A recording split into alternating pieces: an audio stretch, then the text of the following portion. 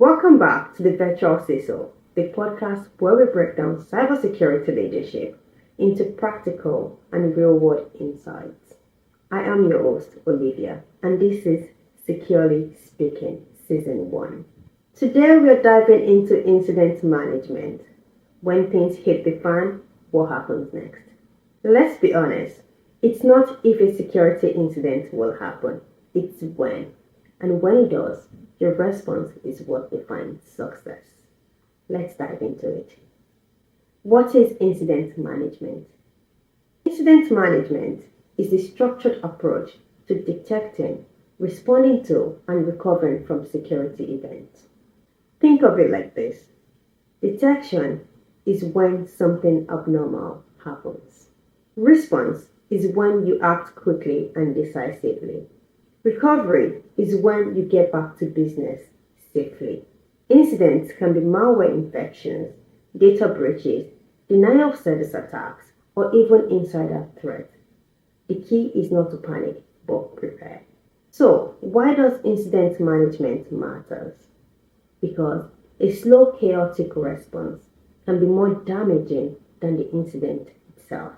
Strong incident management matters to minimize downtime and financial loss. It protects the brand reputation and also ensures regulatory compliance, as well as building customer trust.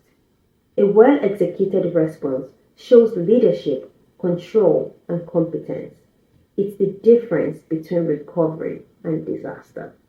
Let's talk about building your incident response plan, your IRP. Building an incident response plan starts with 6 phases.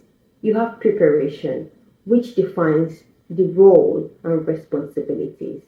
Also, you want to assemble your incident response team and conduct tabletop exercises.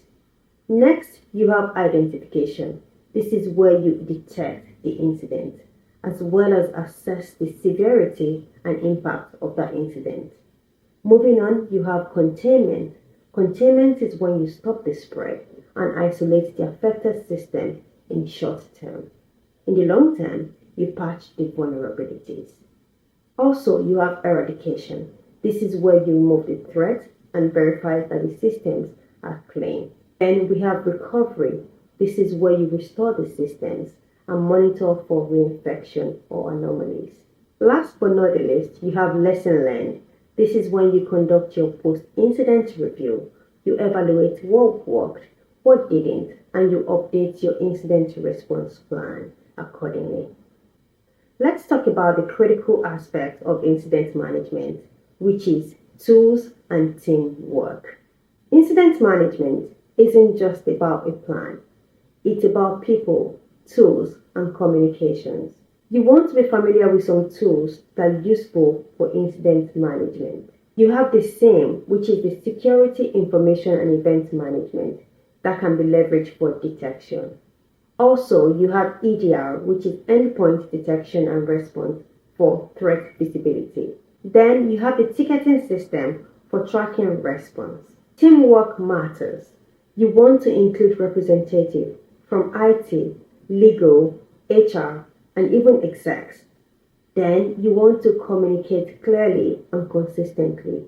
Ensure you document everything and don't forget to notify regulators or customers if required.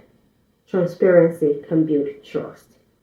Here is the bottom line. You can't stop every incident, but you can control your response.